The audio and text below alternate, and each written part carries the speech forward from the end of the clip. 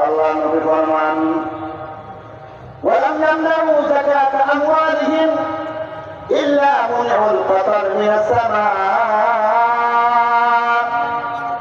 আল্লাহ নবী ফরমান 3 নম্বর কবিরা গুনাহের ফল ভালো হয় না। ভয়াবহ এই 5টা কবিরা গুনাহ, তার মধ্যে 3 নম্বর কবিরা গুনাহের নাম হইতেছে যাকাত বন্ধ করা। বর্তমান সমাজের মধ্যে যাকাত দেওয়া হয় না। যারা যাকাত দিচ্ছে তারা সঠিকভাবে যাকাত দেয় না, হিসাব করে না।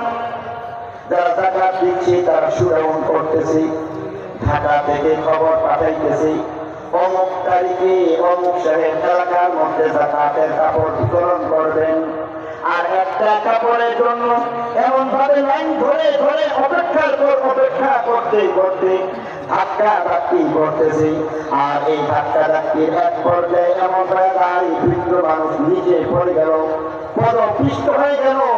ময়মনসিংহের মধ্যে, চট্টগ্রামের মধ্যে মাত্র 200 টাকার একটা কাপড়ের জন্য মানুষ খুন হয়ে গেছে, মৃত্যুবরণ করেছে।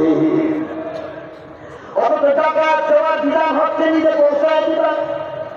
আর আজকের বক্তব্য হচ্ছে যাকাত আনতে গিয়া কখনো কখনো এমন ভাবে কোনো কোনো এলাকার মধ্যে যাকাতের কাপড়ের জন্য হাত বাড়াইছি, ধাক্কাধাক্কি করতেছে। পুরো এক সময় দেখা গেছে যাকাতের কাপড় দেওয়ার আগে আগে তার গালের মধ্যে থাপ্পড় মারে, ঠিক কিনা বলেন? এমন করে করে যাকাত পৌঁছায় দেয় আর ফুটা দেওয়া বলে আমার যাকাতের টাকা দিয়া তোমরা চলো। বলতে ইচ্ছা করি তুমি কেন হযরত ইমাম আবু হানিফার মতো যাকাত দেওয়া হইলা না? যাকাত একটা এমন সুন্দর জীবন ব্যবস্থার নাম, অর্থনৈতিকভাবে গরিবকে স্বাবলম্বী করার নাম। ইমাম আজম আবু হানিফা যাকাত দিয়েছেন। বাগদাদের প্রত্যেকটা গরিব পরিবারের হিসাব তার সামনে ছিল। প্রত্যেকটা পরিবারের সদস্য সংখ্যা তিনি জানতেন। প্রত্যেকটা সদস্য সংখ্যা, প্রত্যেকের জামা কাপড়ের মাপ তার কাছে ছিল। রমজান মাসের আগে আগে বাগদাদের প্রত্যেকটা ঘরে ঘরে ঈদের জন্য নতুন জামা কাপড় পৌঁছায় দিয়ে আসতেন। নতুন করে প্রত্যেকের জন্য রমজান মাসের সেই ইফতারের খাবার যাকাতের অর্থ দিয়ে তাকে দেওয়া হইত। ঈদের দিন এমন ভাবে খাবার দাবারের ব্যবস্থা করা হইত যেখানের মধ্যে দেখা গেছে হযরত ইমাম আজম আবু হানিফা ঈদগাহের মধ্যে গেলেন।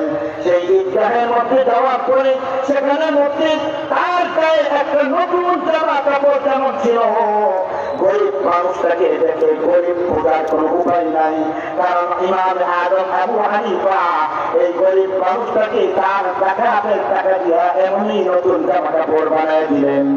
ঘরের মধ্যে ইমাম যেমন ভাবে পোলাও কুরমার ব্যবস্থা করলেন, গরিব মানুষের ঘরের মধ্যে পোলাও কুরমার ব্যবস্থা হয়ে গেছে।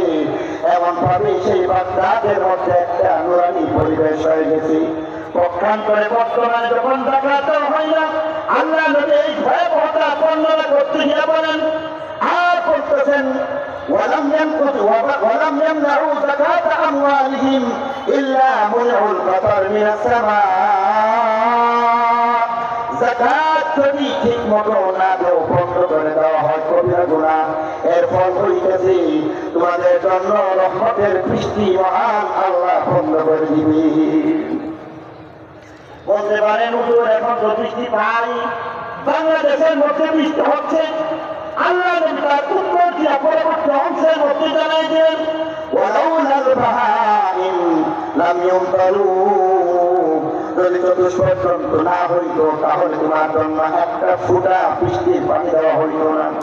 বর্তমানে তোমার জন্য দেওয়া হচ্ছে না, কীট পতঙ্গের জন্য, গাছ-গাছালির জন্য, পাথর হাজারের জন্য, পাখির জন্য, হিংস্র জীবজন্তুর জন্য, এমনকি পানির মাছের জন্য, কিরা বাকুড়ার জন্য বৃষ্টি দেওয়া হচ্ছে।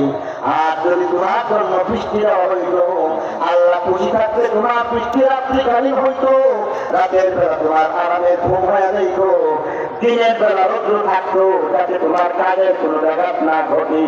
কিন্তু সেই বৃষ্টি যেহেতু কীট পতঙ্গের জন্য দেওয়া হইতেছে, এই কারণে তোমার খেয়াল করা হচ্ছে না, বরং কীট পতঙ্গের জন্য বৃষ্টি আর তোমার জন্য বিনা মৌসুমে বৃষ্টি দেওয়া হইতেছে। আর যখন বৃষ্টির প্রয়োজন তখন তোমাদেরকে বৃষ্টি দেওয়া হয় না।